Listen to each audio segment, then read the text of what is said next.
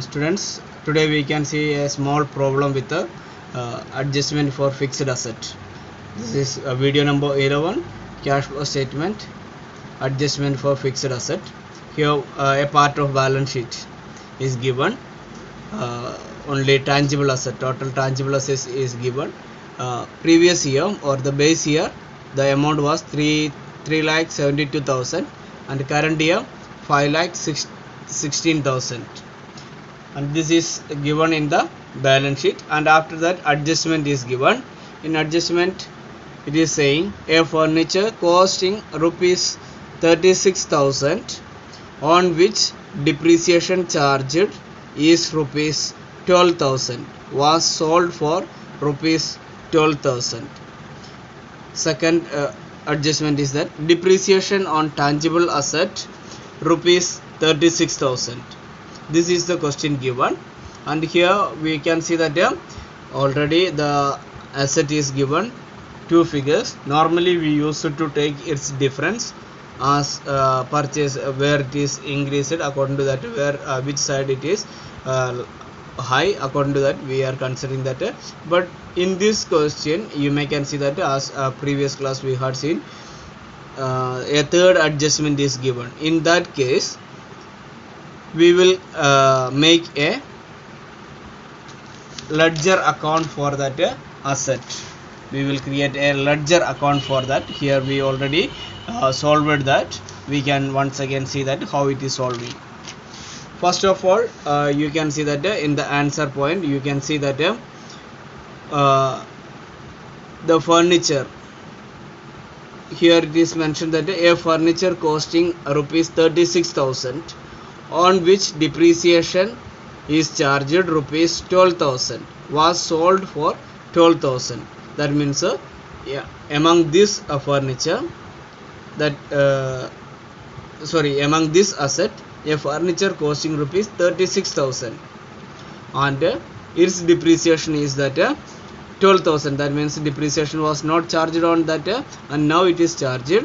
That depreciation is that 12,000, and it is sold for that 12,000. So we can write that furniture cost rupees 36,000, and depreciation we may have to reduce. That means the depreciation until that time is not reduced. Now we reduce it. That means if adjustment is given in the outside, that depreciation is not charged. Now we reduce it, that depreciation 12,000. So remaining amount is that cost of that furniture is that 24,000. That means in the book value must be 24,000. That item we sold for 12,000. Now the value of that asset, that means furniture, cost rupees 24,000, that we sold for 12,000. So we may have to reduce from here 12,000. Remaining is that 12,000. That means this is the sales value. Through the sales we got only 12,000. Actual value according to our book is that 24,000. That means 12,000 is that the loss on sale. So we will mention that loss on sale. That loss on sale is that 12,000. And here another second adjustment is saying that depreciation on tangible asset rupees 36,000, and this is that the total depreciation charged. This is 12,000 is given only for one asset which is sold, and here 36,000 is given. Here you can see that two depreciation is that this is the total depreciation. That means this 12,000 is included in this 36,000. So depreciation we will consider this 36,000 in this case. So let us go to the remaining answer, the statement. First of all, you can see that from that previous balance, previous year's balance in asset, that we are taking to that the debit side of that the asset account, because assets are showing a debit balance. That is why debit side we will mention that previous years, that is 3,72,000 we will mention here. And next is that current year balance is there, that we will show in the credit side. Credit side we will show that as a balancing amount. That balancing amount we already got that 5,16,000, that we are showing here as that balance amount. So next is that the depreciation we are charging. Depreciation we already had seen that second adjustment total depreciation for the year is that 36,000. So that 36,000 we shown here in that credit side by depreciation. And after that we already found that when a asset is sold, that sales value was that 12,000. So we will mention that by bank in bracket sales. That is not compulsory, for your understanding only we have mentioned now that sales in bracket. This is by bank, that means we sold it is, and through that sales we got only 12,000.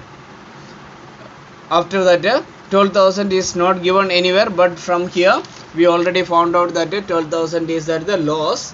That loss we have to, yesterday we had seen that if loss is occurring, that loss we will show in the credit side, and total loss is that 12,000. So we are mentioned that by profit and loss in bracket we will write that loss on sale. So this bracket now we are mentioned because to understand only. This is that 12,000. Now we may have to total both side, and if we are adding this side, we may can see that the total amount is coming 5,76,000, and here is only one amount, that is 3,72,000. And now this side is high value is there or more value is there, that value we wrote both side. And now the difference between that 5,76,000 and 3,72,000, the difference amount is that 2,04,000, that we mentioned here.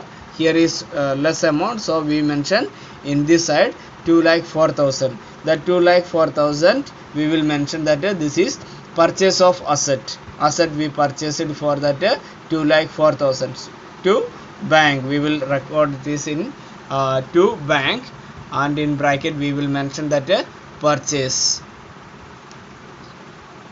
So after this we may have to consider these values where we are showing in cash flow statement. In cash flow statement where we may have to use this amount, we can see that first depreciation we know that this is non-cash expenses. We have to add in that operating activity. We may have to add in the operating activity this non-cash expense 36,000 we have to add in operating activity in the non-cash items. And the same way this is loss is also a non-operating activity. This is not actually this is come in that sales only, investing activity only. Investing activity we no need of showing this sales. Instead of that we got only this much amount, that is this amount we are showing in that the operating activity with the non-cash items. We are adding this amount, and this amount, this 12,000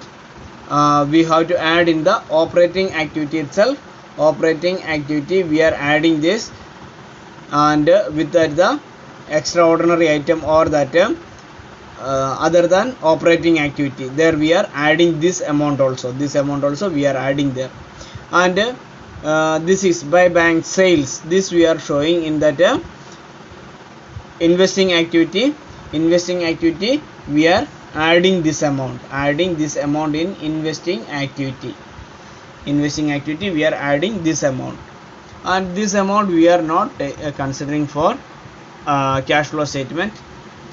As the same, this amount is also not considering for that cash flow statement. Next, here one amount is there. This is purchase. This we will show in that the investing activity we have to reduce this amount because we purchased that asset. So cash outflow is there. From the investing activity we may have to reduce this amount. Thank you for watching the video.